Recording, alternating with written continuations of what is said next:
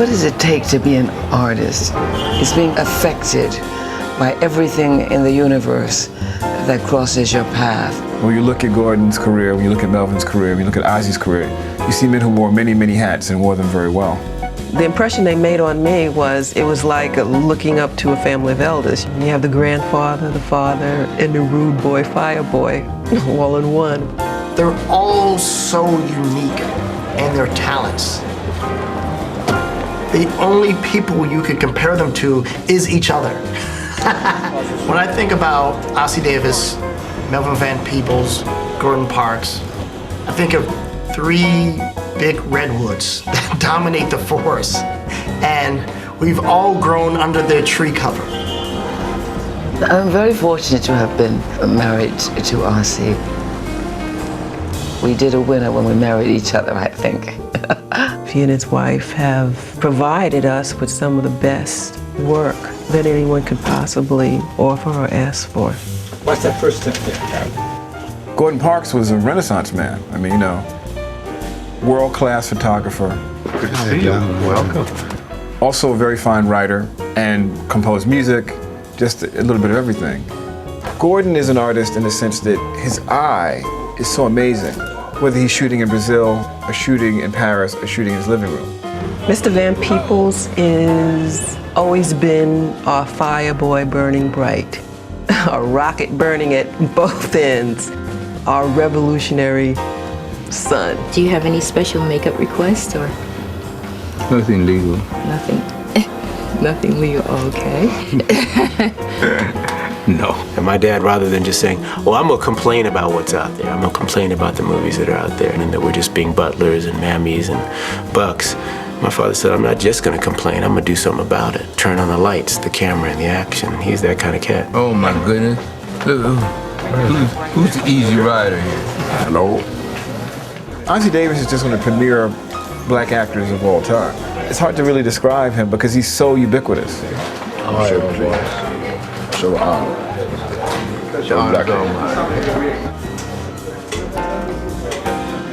They were pioneers. They are Black America on some level. Wow, how did I get here? You're right, how to get, who's that? I'm looking in the mirror. Who's that?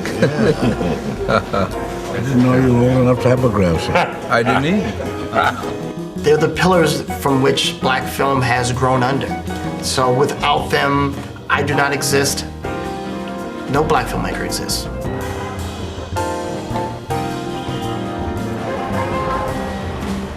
The three men who opened the doors to Hollywood, these are the men who did it first.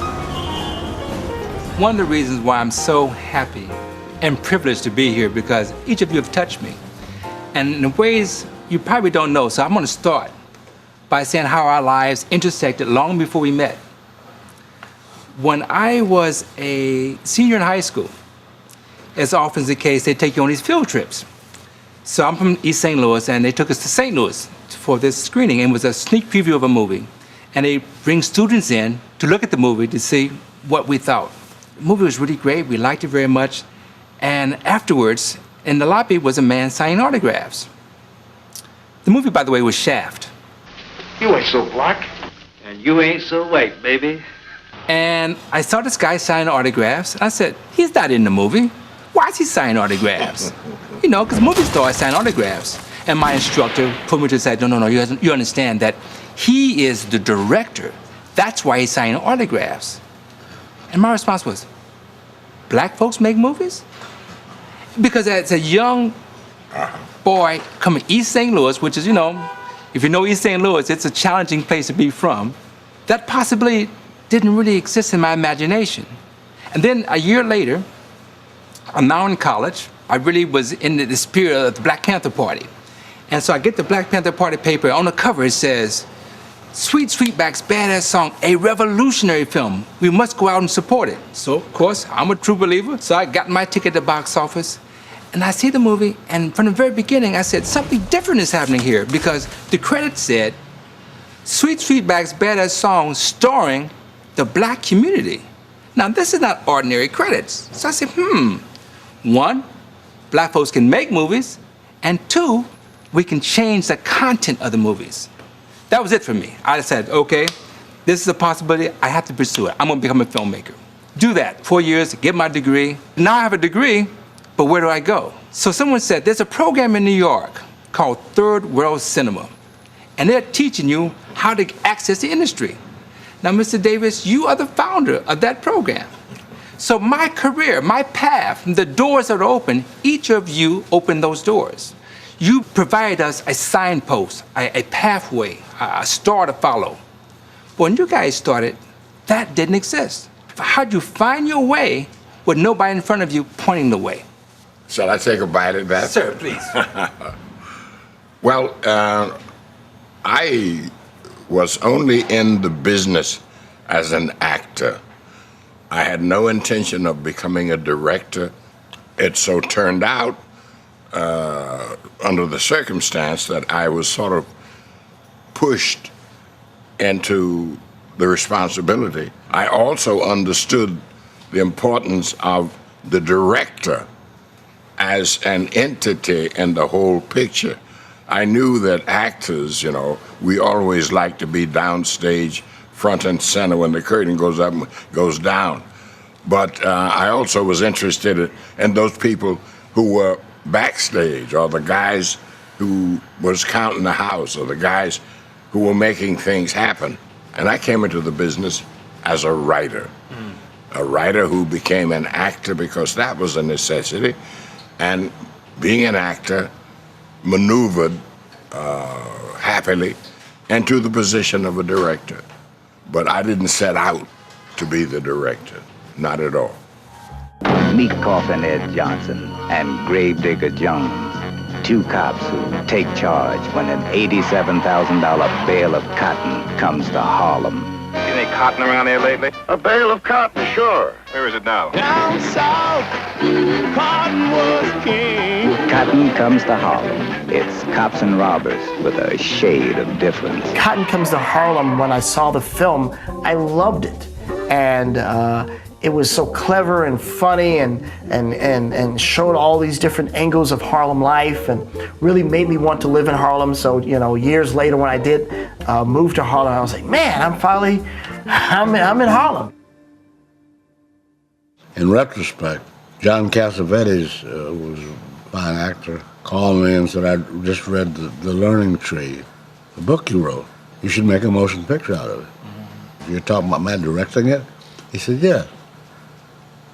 I said, there are not going to be any black directors in Hollywood. And he said, could you come out here the day after tomorrow? And I said, wow. Yeah, to California. And I said, yes, I can get out there. He says, I want you to meet the young man who's running the studio.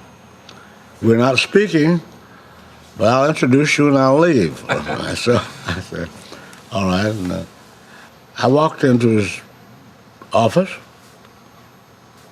The Learning Tree book was lying on the table. He gave me a cup of coffee, and Cassavetes left. He said, I just read your book, you know, and I think it's awfully good. Would you like to pick someone to write the screenplay? I said, I don't know anyone out here. He said, why don't you write the screenplay? You wrote the book. Mm-hmm. I said, well, okay. Cassavetes tells me you're a composer. He said, well, I would think you would want to compose the music for it, too. Why not? I thought he was lying to me all along. Then he said, now, since you're going to be the first black director on a major film here in Hollywood, we think you should produce it for Warner Brothers. I said, why not? Because I figured the guy was lying at that. 3 Cokes, Bert. With plenty of ice, huh? 3. To go. Are we gonna live here all our lives? Well, I hope you won't have to live here all your life. It's not all good place. Not all bad place either. Sort of like fruit on a tree. Some good, some bad. Understand? No matter if you go or stay, think of Cherokee Flats like that till the day you die. Let it be a learning tree. Kenny Hyman says, well, you never made a film before. I think that he and Jimmy Lydon, who was his assistant, thought eventually they would take the learning tree over when we got started out in Kansas. When we went to Kansas, I went there with a young man from Hollywood, and I was going to pick a place for my parents' home called the Winger House, and I found a place that was marvelous for it, photogenically and so forth. On the lot, a man approached us with a big shotgun and said, "Get off of my property. I know where you're from. I know you want to show white people lynching black people, and I'm going to kill you if you don't get off here within 5 minutes." We got off. Well, eventually in the film, that guy was one of the extras and enjoyed being it.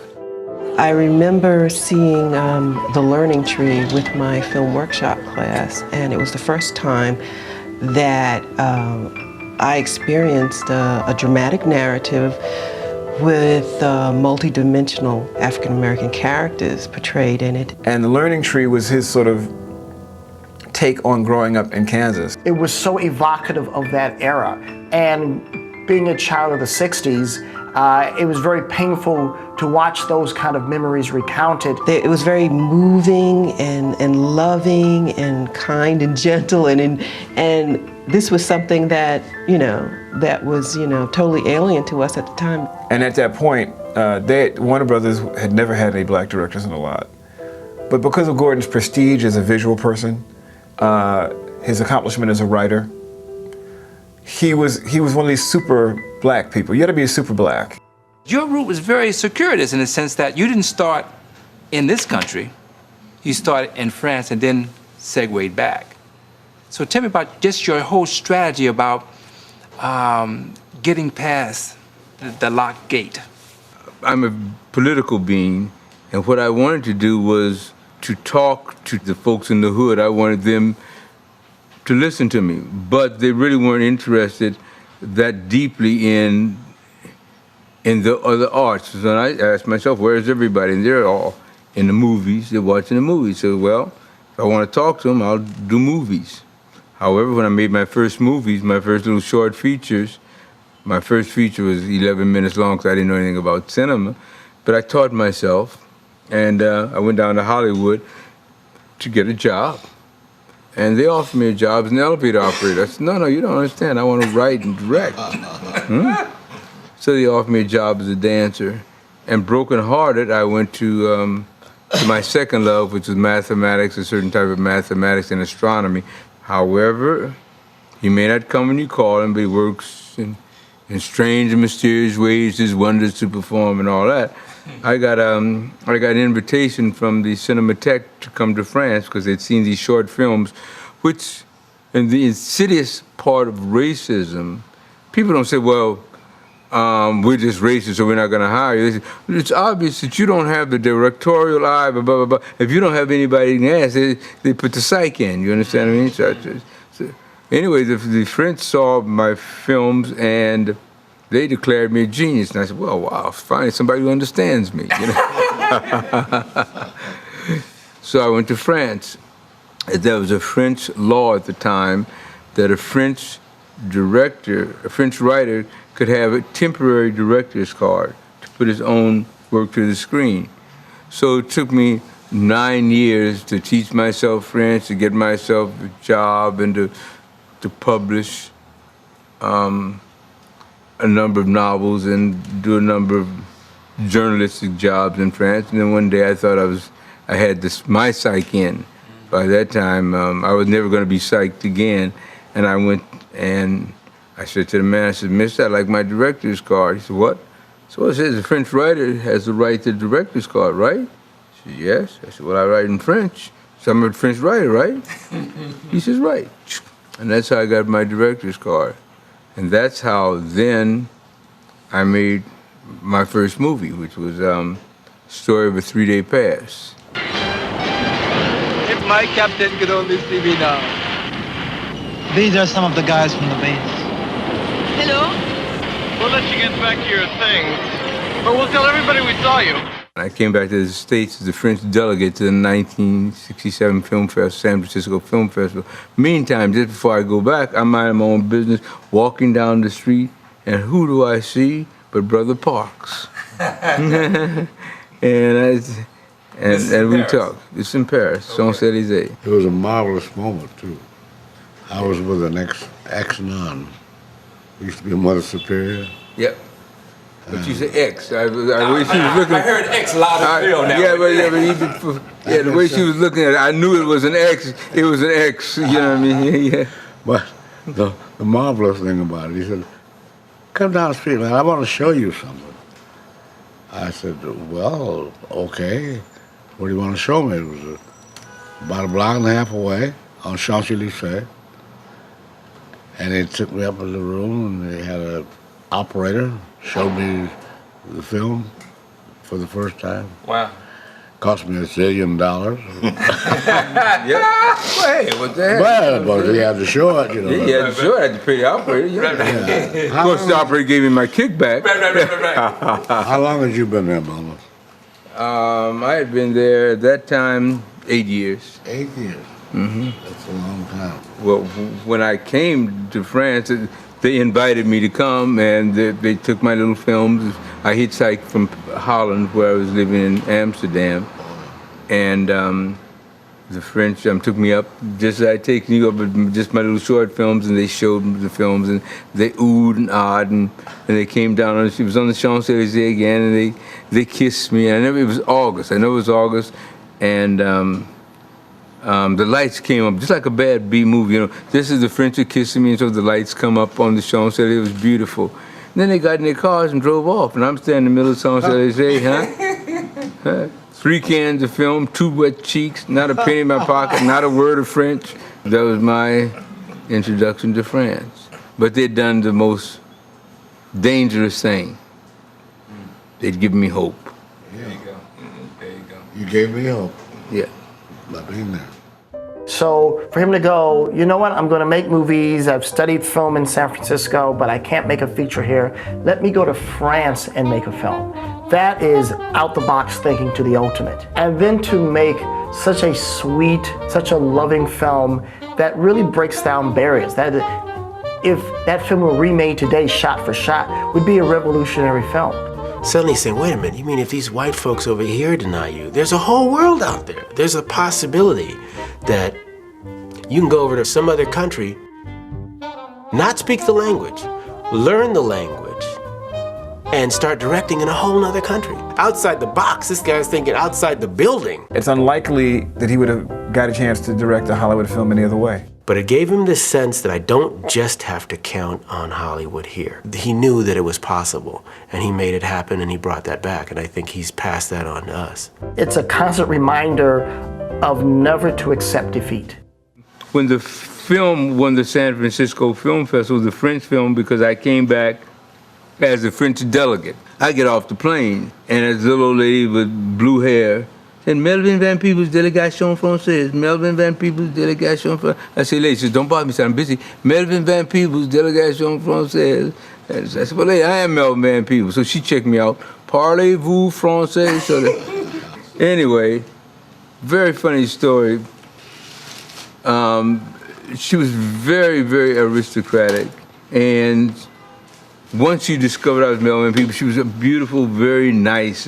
Your limo's waiting, limos. Yeah. I was ready to hitchhike. You give me limo, ride me into town.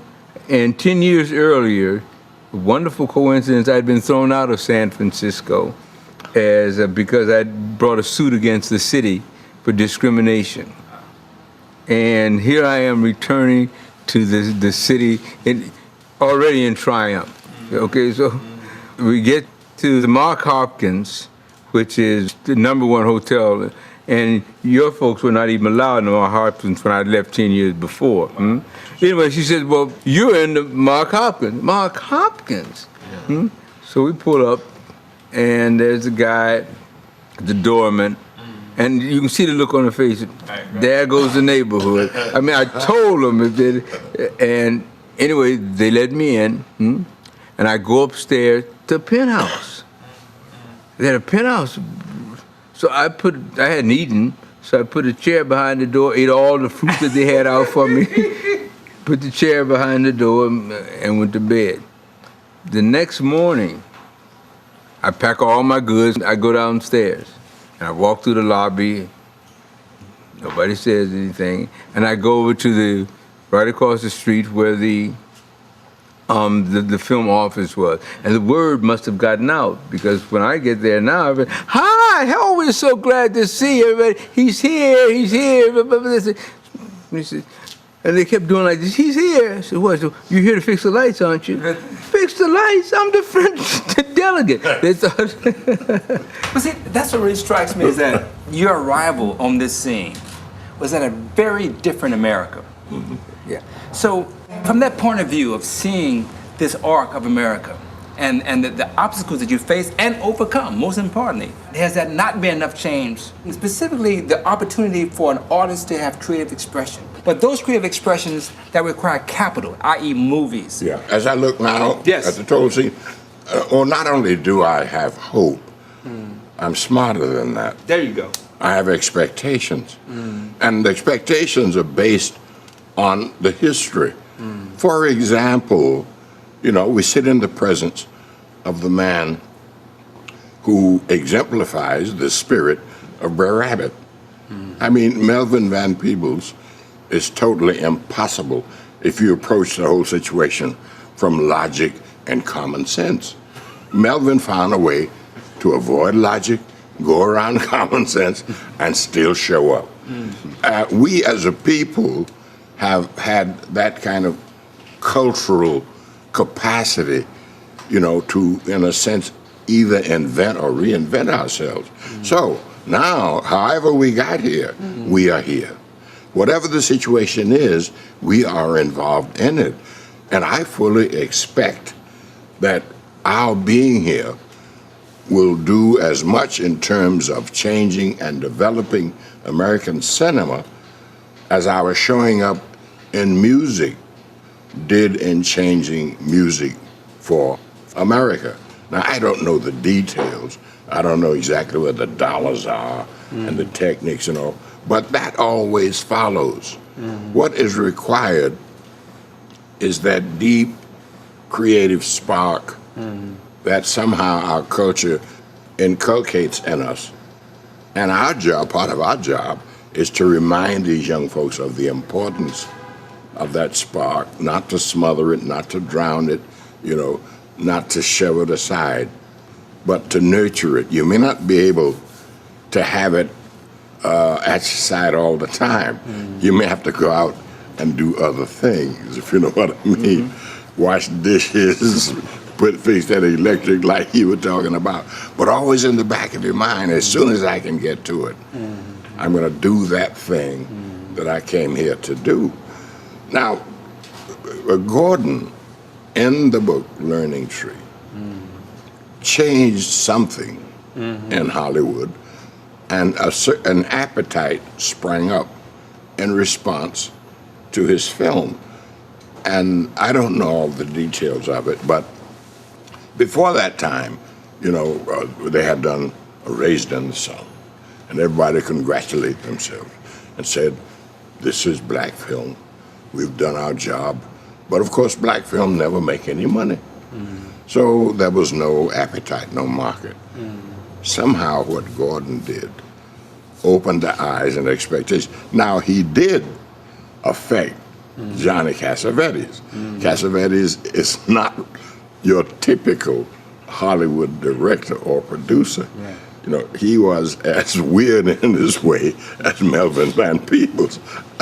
I can understand if the two of them got together, because they really are soul brothers, they were. However, with Learning Tree, something new was happening. Something Hollywood, I suppose, began to suspect that there was something out there they should concern themselves with. And at that time, Hollywood was, I think, in deep trouble. In fact, your film, Cotton Comes in Harlem, and then Shaft, these movies are credited as really being the saviors for Hollywood, because they had really been over-bloated budgets, spending too much money, and you guys revealed to them an audience they had been overlooking. Absolutely. Who showed up at the box office and made the difference in their bottom lines. Absolutely. There's a war going on between the black mob and the syndicate. And the man in the middle is a private army named Shaft. Shaft is a black private dick sex machine to all the chicks. It was a black superhero movie. I remember going with my whole floor in the projects. My mother and another one took like 11 kids to see Shaft. It showed on 45th and Broadway. It was that kind of event. And I remember walking up to the theater and had a huge cutout of Richard Roundtree with the gun. Like, you'd never seen no brother like that before. The leather jacket out, the whole thing. So Shaft was a major cultural moment for black people. The studios ended up latching on to these very creative people for different reasons. And then Hollywood took off right after it, trying to make as many films like that as they could. These gentlemen were people who were working in the mainstream, or in other aspects made that mainstream come to them. Let's talk about women. What role have they played in your lives? And to what extent did you need them? Women? Women. Well, let's start with my mama. She's 105 and still around. Fantastic. And still a powerful influence on me. Of course, the most obvious obvious connection is that I am, of course, married to an actress, to Ruby Dee, and been married about 55 years. She has had and still has a tremendous influence on my life. I don't need to be specific, but I could. In my situation, Ruby is my partner in a production company that we own. She's a writer, I'm a writer. She's an actor, I'm an actor. She's directed and I've directed. So it's a kind of extended togetherness. We do things together sort of automatically, and she is an associate and a critic, and she works cheap and that, for me, and I like that.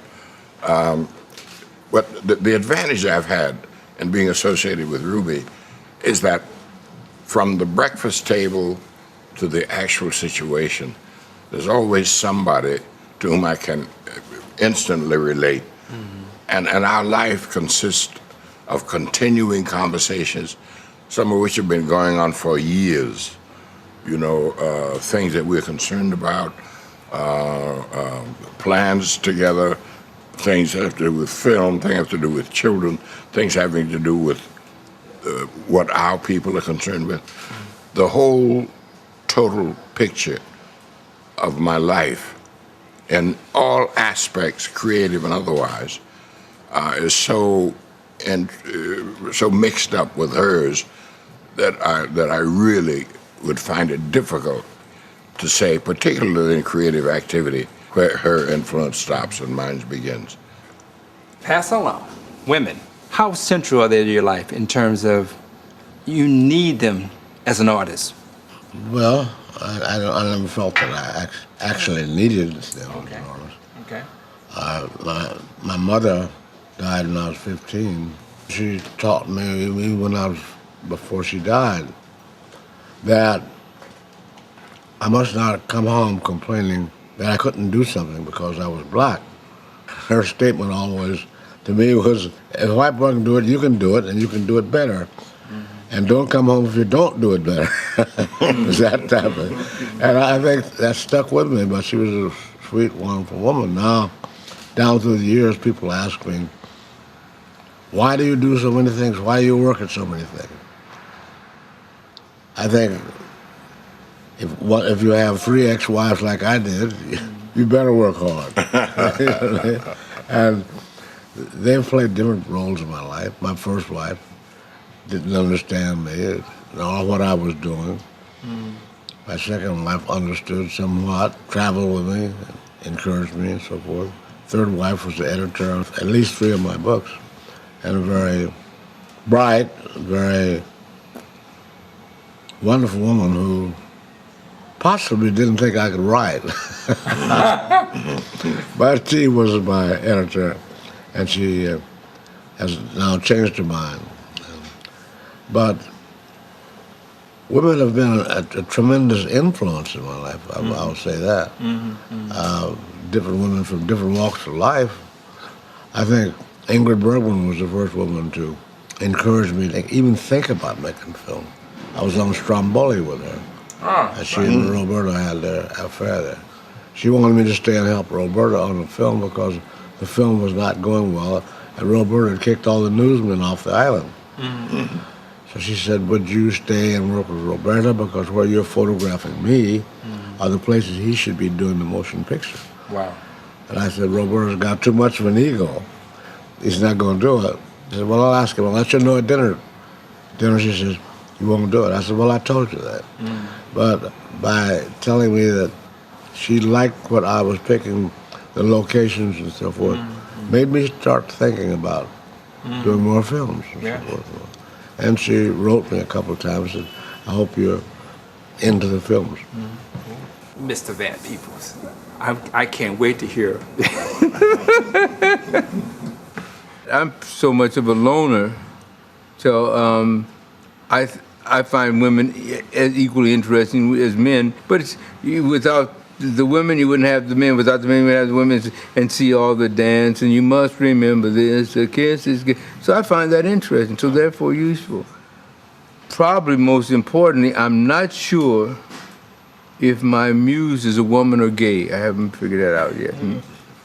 Let's say that the muse is gay.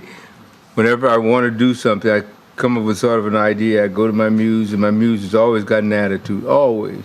I haven't seen you, haven't been around. Well, come on, help me out. No, just forget it. So I'm required to have an argument with her, and which ends with my getting angry. And I said, forget it, you understand what I'm saying? I'll do it myself. I take out my notes, and I'm working, but the muse cannot stand for me to be working without her. And she'll come back and she'll look over my shoulder. No, that's not right. You should do. I take notes on what she's saying. That's all right. So that is probably the most influential, if it is a lady, in my life. Otherwise, I think that whether his muse is feminine or a child or an angel or whatever, there's something very pure about it. And he allows that purity to come in. And he looks at it and says, okay, that's what you brought me. That's the gift. And I'm gonna try to make that happen. And he's an amazing cat. During that time, film wasn't trendy. Being a filmmaker was like, I guess, close to being a geek. Pretty much, when you're looking at the 60s into the 70s, there had been no black directors working in Hollywood film. They just weren't getting any love. I mean, you couldn't even get in a set, much less as anything but a grip if you were lucky. Then here come these guys, I get to see on television, Gordon Parks directing Shaft. That was, in downtown Manhattan. It was unheard of at the time. And I could tell my mother, see, that's what I want to do. We understand that, that we stand on the shoulders of the folks that came before us. And what Ossie and Gordon and Melvin Van Peebles showed us was that it could be done. The writer Albert Murray has said that the musician is really the featured artist of the black experience, and that the playwrights and the novelists and the poets and the filmmakers have yet to achieve the level of articulation that musicians have. Right. Historically, if you look at our situation, you'd understand why that is so. Those who brought us to this country denied us our culture, our language, our heritage for reasons of their own. And they made it impossible. Sometimes you could be put in jail for teaching a slave to read. They understood the importance of words and thoughts, and they kept those things from us as much as they could. So to some degree, we had to learn to communicate non-verbally. And a part of the non-verbalization of our culture led us to express in music what we couldn't express in words. a man like Louis Armstrong, for instance, Oh, absolutely. whom I knew and everybody knows and loves. And Louis was always out there with the handkerchief and oh yes, and whatever, and stuff like that. And as a kid, sometimes I used to think, man, I didn't like him, I didn't like that. But when Louis dropped that persona and put the horn to his lips, he could kill a man. So he learned the power that he had to come through the horn. So the culture that we inherit in which we work tends to deverbalize us. So our writers and our word workers come late to the process. The musicians got there earlier and the dancers, so they're a bit ahead of us. But give us time and we'll catch up. It took me many, many years to do Daughters of the Dust, and I did it. And I got it released. And I remember Melvin once saying, whatever you do it better than anyone ever expects you would. Never forgot that. Action! I'm a filmmaker. I'll work in any medium I can, if I have to, and I make films, personal films as well as commercial films. And cut. And so it doesn't matter if it takes several years in between our productions. We're unstoppable. Oftentimes, we are pitching ideas to people who have no clue. I've been in a meeting at a major TV network, and they would say they want to do movies of the week. I said, well, let's do the Catherine Dunham story. And they said, we never heard of Catherine Dunham. And I was just flabbergasted. How do you have this job if you don't know who Catherine Dunham is? But those battles that you have to go through as an independent are very difficult, added on a large percent because of color. But after that, you have the problem of distribution, and then you're up against the same old racist guys because the distributor. So we still have that problem to overcome. Eventually, we're going to have a larger distribution, and we already have it in straight-to-video, the DVD, Master P, et cetera, et cetera, et cetera. But for the moment, the gatekeepers at the door are still very much in the status quo mode. Does the difficulties of working inside the studio, inside the Hollywood system, is that better or worse than the obstacles you face when you work outside independently? Depends. Yeah. If somebody walks up to you independently and gives you a bundle of money, it's better outside. Okay. When Melvin did Sweetback, there really wasn't the independent film movement as we understand it. The whole world of independent film that we take for granted now, the Miramaxes and Spike Lees and all of that stuff, doesn't exist at all when he puts out Sweetback. So he has to invent the wheel in terms of distribution, in terms of visibility. So Melvin's Sweetback was a breakthrough on a number of levels. You just weren't, and for a film that was made outside of Hollywood, period, forget black film, to do as well as Sweetback did, to have the impact Sweetback did, it's amazing. And my dad was just, I'm gonna do it myself. I'm gonna make it my damn self. If I have to do it non-union, if I have to get shot at, if I have to die trying, if I have to use my father, if I have to use my son, if I have to borrow money from Bill Cosby, if I have to risk everything I have, I'm gonna get it done by any means necessary. And there's a purity in that. The thing that's so striking when you watch Sweetback today is that it's an avant-garde film. And we talk so much about Sweetback as a political statement and as a bellwether for the black film movement, so as an economic milestone. But as a movie, it's so avant-garde, it's so freaky, and it's interesting that it became a mainstream hit. And I think it was able to do that because the subject matter was so powerful that audiences were willing to take unconventional storytelling. I mean, the way to look at Sweetback today is to look at Michael Moore's film, in the sense that it was that controversial, it was that trail-breaking, and it was that kind of media buzz around it that they have around Fahrenheit 9/11. There was a very similar, if you look back at the media coverage, Sweetback was that kind of outrageous statement that polarized people. And you had literally, when it started hitting people, groups of people go together, 20, 30 people, sit, watch the thing, cheer at different moments, talk back to the screen, and talk about the film. So what Melvin Van Peebles did, in particular, and Ossie and Gordon did, was put on the silver screen the Black Power movement. We had an anniversary screening of Shaft at the Lowe's Astor Plaza in Manhattan. And we were sitting backstage waiting to go on to talk about the film. And I turned to you and said, you know, there's a character in Shaft named Bumpy Johnson. And I said, is he based on the New York gangster Bumpy Johnson? And you turned to me and said, oh, you know about this. And you began to tell me how he was an incredible Renaissance man. And gave me my quick, 10-second education on Bumpy Johnson. Then, as luck would have it, the next week I was with Mr. Davis. And we were in backstage doing makeup, and I said, I just talked to Gordon Parks. He mentioned Bumpy Johnson. Did you know Bumpy Johnson? And then you told me, yes, I knew him. I met him the night Malcolm was shot. Here are two people intersecting with this, evidently, a really amazing man.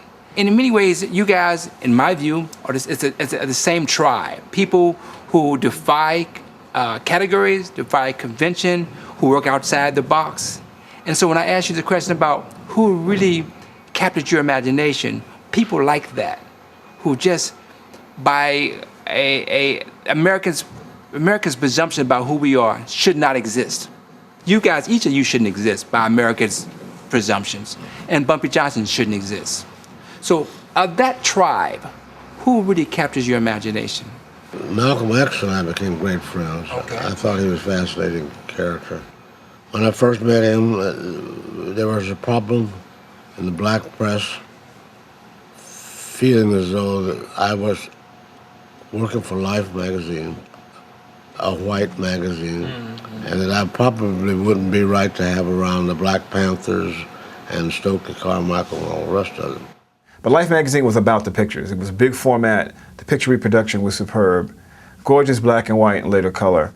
And Gordon was in there with all of the heavy, heavy photographers in this country. I had no idea that some of the photographs that I love so much, he had actually shot those. He shot everything from Harlem gangsters in the 40s. He shot the favelas and the ghettos of Brazil. He shot the Paris fashion collections. He shot Malcolm X. He did the gamut. Life magazine wanted very much to get into Malcolm X and into the Muslims and into the Panthers, but they knew there was going to be a tough job. They sent Eve Arnold in at first, a white woman. They jived her. She didn't get anything. Then one day they asked me, "Can you do it?" I said, "I don't know. I will try." But I met Malcolm the afternoon. He was up on 135th Street cussing out a bunch of white cops who were on horseback. And there was a mob scene up there. So I followed him down to the restaurant, the Shabazz restaurant, and introduced myself. He said, "Yeah, I know who you are," just like that. He said, "You want to do a story on us? Or you want to photograph us?" Elijah Muhammad has to give you permission. So he went with me, and the first thing Elijah Muhammad asked me when he came into the room was, "Why are you working for the White Devils?"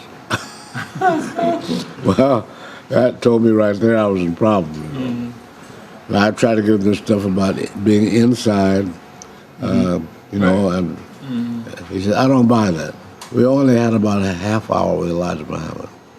We got back on the plane, Malcolm X said, "I think he likes you."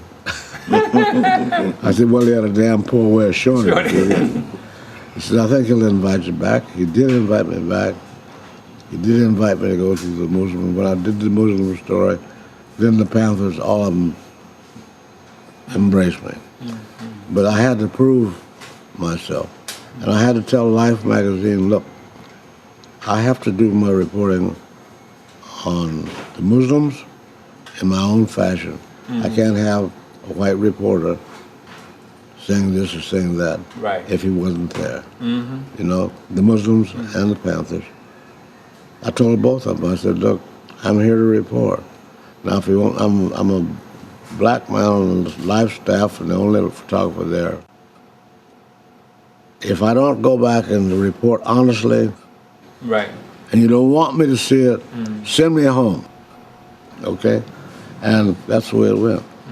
And Malcolm, I would love to have done a film on him because I wanted more than what was shown to the man, you know.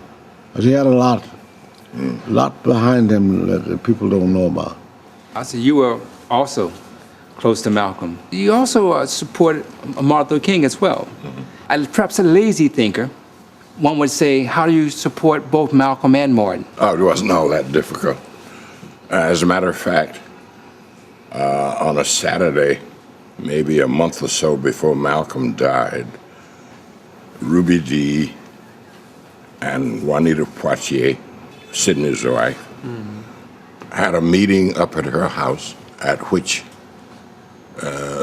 black leadership was called to spend some time together.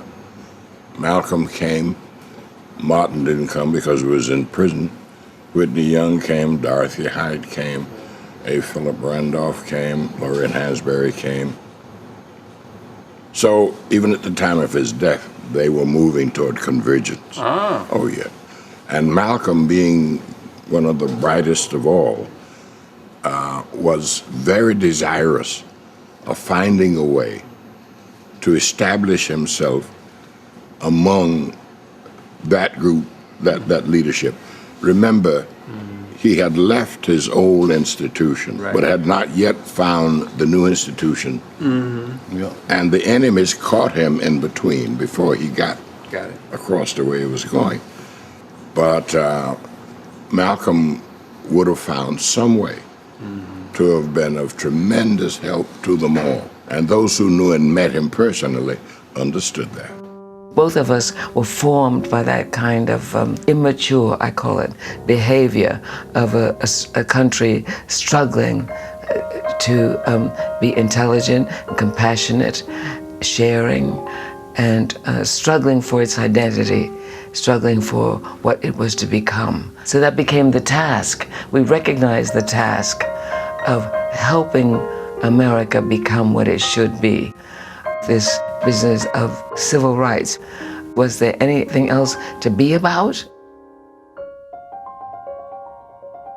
But Hollywood was still making us look like we were butlers and, and maids and all that. What Gordon and Melvin and Ossie did was say, we're stepping out of that and we're gonna be this whole different cat. People can say what they want about the 70s, or those films, blaxploitation, if you want to call them that, or soul cinema as I call it, but it beat the hell out of the Motisa tribe.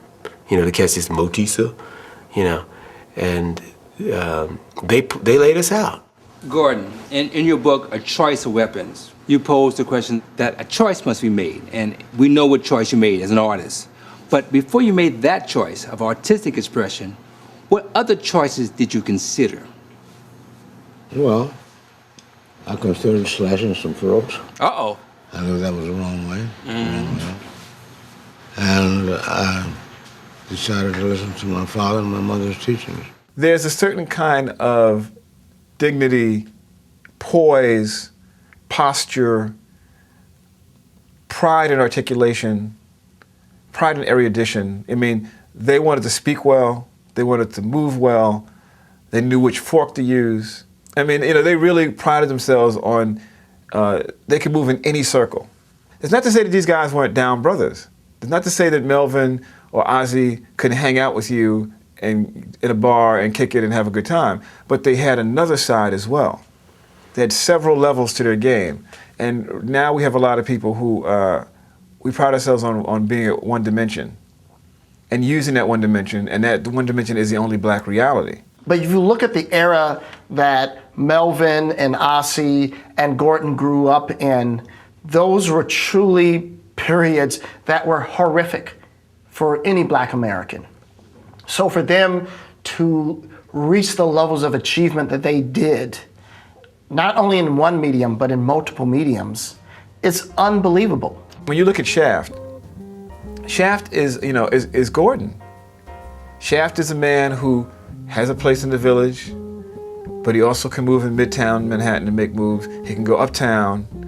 And Gordon's career was that ability to be in fact, almost all of the guys we're talking about, Melvin, Ossie, Gordon, of course, the Shaft idea of this very socially mobile urban black man who can move in these different spaces and exist in them and make money in them and be comfortable in them and yet still remain who he is.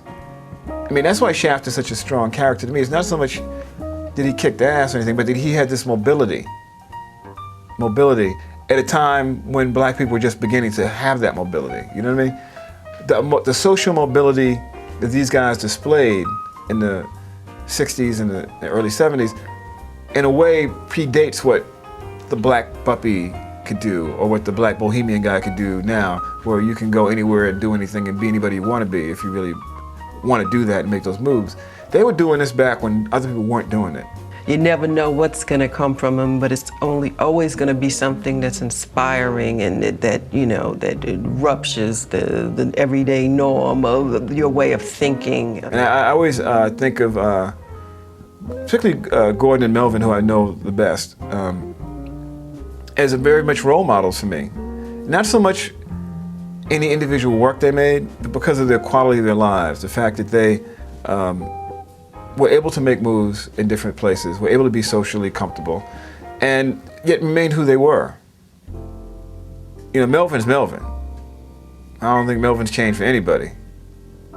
And Gordon is, the most elegant guy you can possibly meet to this day. Women meet Gordon to this day, and he takes their hand and looks them in the eye, and they're feeling them right now. I had experience, and you may have had a similar one, but it was deeply disturbing to me about working inside this system. I had acquired the rights to a novel called The Middle Passage. Charles Johnson is the author. It's really just a very distinguished book. And as always, you have a movie in the development, you come on the screenplay, and the junior executive I met with asked me, let's work through the story and the characters and the motivation. And in the first 5 minutes, I knew I was in trouble because the man asked me, tell me again, why do the slaves want to be free? And I said, now, do I leave? Do I smack him? How do you continue? Yet these people had the dollars to make this happen. Ultimately, it didn't happen, by the way. And my rights expired. It went to John Singleton. It expired on him, too.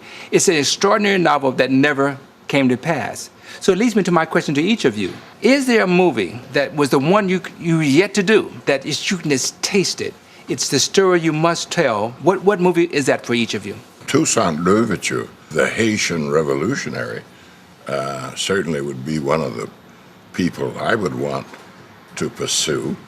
And then Alexander Pushkin, the poet in Russia, I would want to make a film about power, how they got it and how they used it.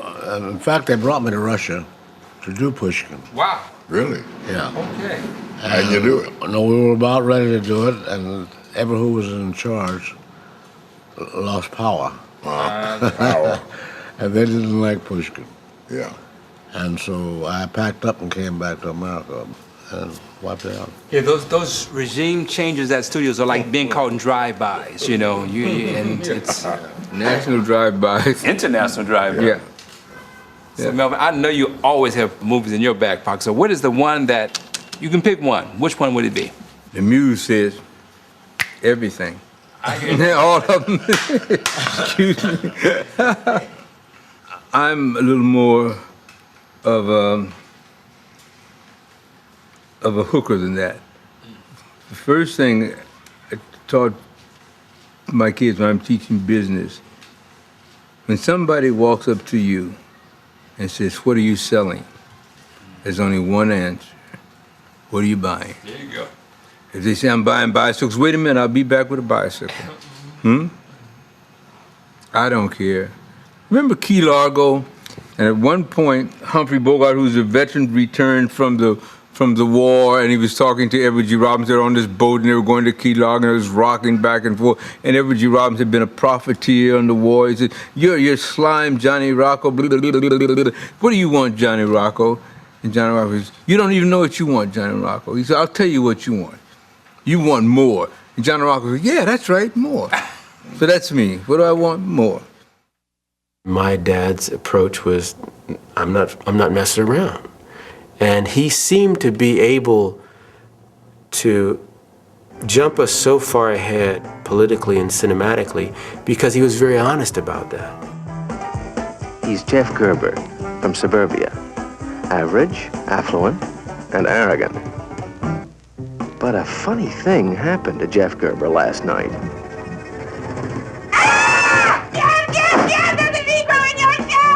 I remember going to see Watermelon Man at the Shop City Drive-In in East St. Louis, Illinois, because that's the only movie theater that was in East St. Louis, Illinois. When we got married, I had no idea it was going to be an interracial thing. You never told me. Well, I just got wind of it myself. Melvin was selected or asked or recruited, however we put it, to direct this film. And so it was a huge breakthrough. And it really played to a lot of Melvin's strengths, because Melvin is a satirist in a lot of ways. He's a commentator on the world. Don't you have anything you want to say to me? Your face is dirty. That's a nice thing to say to your father. Sure is a heck of a tan you got, Dad. So there was every reason to go see Watermelon Man. And when I saw the film, it was mind-blowing because it was funny, and then it got deeper and deeper and deeper. He got a chance to do a very high-profile Hollywood film that dealt with race. It's quite possible that somewhere in your lineage there is a Negro strain. You're looking at a strained Negro right now, Doc. And it made a huge impression on me because it showed how you can do black political satire and how you should not be scared of going there. I mean, he went there all the way in terms of all the implications of a white man turning black. You got enough milk? Yeah. You think you're getting any whiter? No, but my skin is getting lovely and soft. You know, what the studios wanted was a comedy about some poor white guy that goes to sleep one day and wakes up black. My dad reads the script, goes, and they thought, well, what white guy can we get to play black? And my dad said, well, wait a minute, man, the guy's black 80% or 70% of the movie. Gerber, what the hell have you been doing? Sitting under a sun lamp?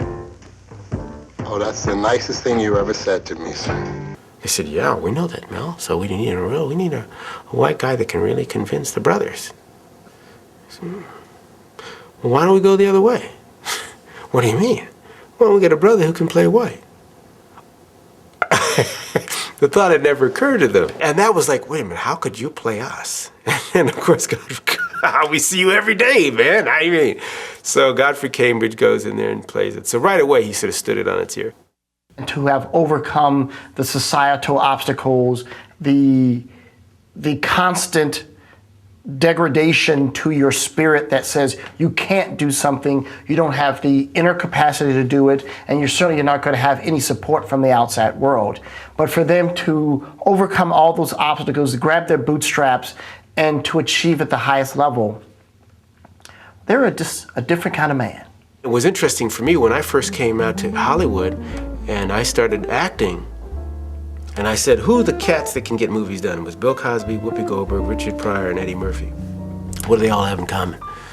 They can all do comedy. I went back to my dad and I said, hey, man, you know, we're always playing the funny guy or the best friend, and I don't mind that, but we're never the lead.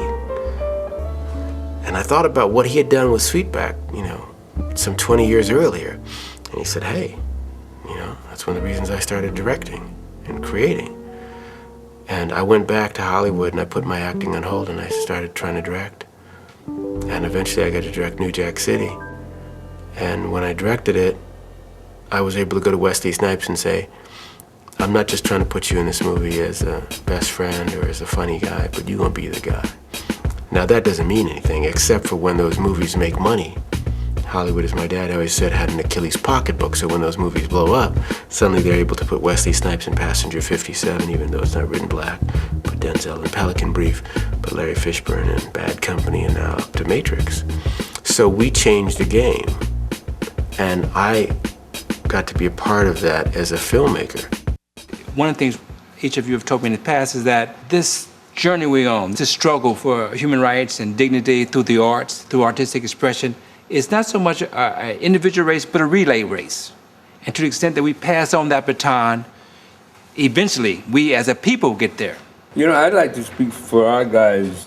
I'm very proud that in the film industry, most of the young people who picked up the baton haven't gotten all washed away with just the bling bling of it, are moving forward. And many times there's criticism of it, but we don't have the control yet. Right. Then when we have the control, we will find out what they have to say. And I'm sure as Gordon, as Ossie, as yourself, and the others, there are people who are going to stand up for us. We just got to get our weapons together. We got to get them together. But it's going to happen. You agree with me, gentlemen? Very definitely so.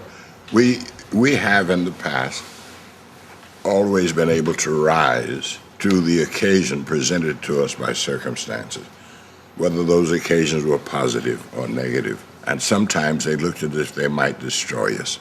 We live at this moment in parlous times on the international scene and here at home. We don't know exactly what the next step civilization itself is going to take, but we do know that it will take that step.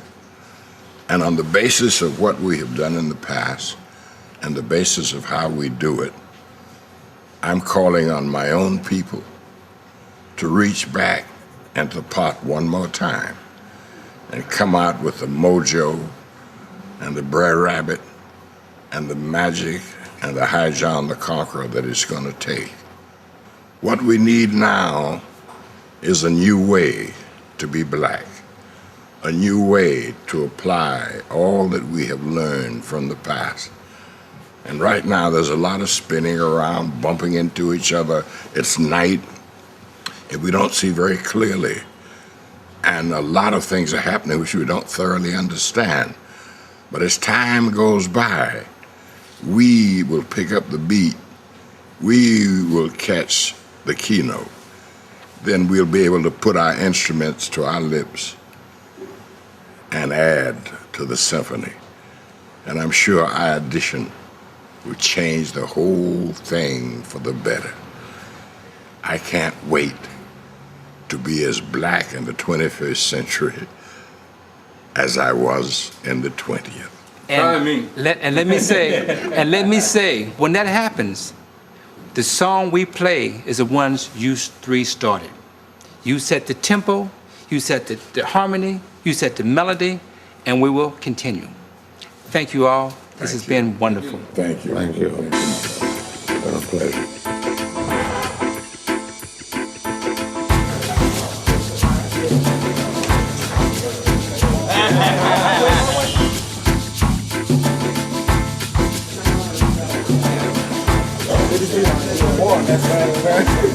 They have such incredible stories and such incredible wisdom, and all three of them have been so kind to me and so encouraging. It's just great to let them know how much I love and appreciate them. I can yak all day with these guys, so you gotta stop me.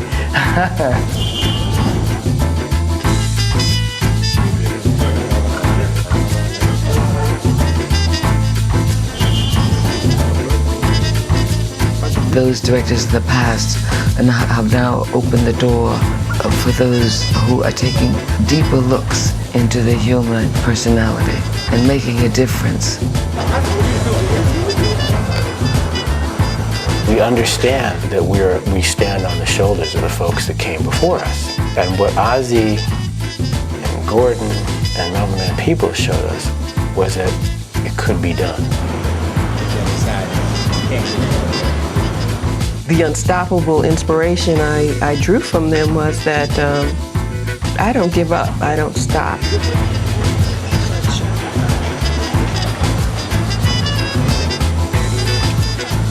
Melvin Van Peebles did his thing and walked off into the sunset. Ossie Davis did his thing and walked off into the sunset. Gordon Parks and his son did their thing and showed us it was possible. And one, you can't beat that, man. There's three heroes. To me, that's three the hard way right there. That's the real three the hard way.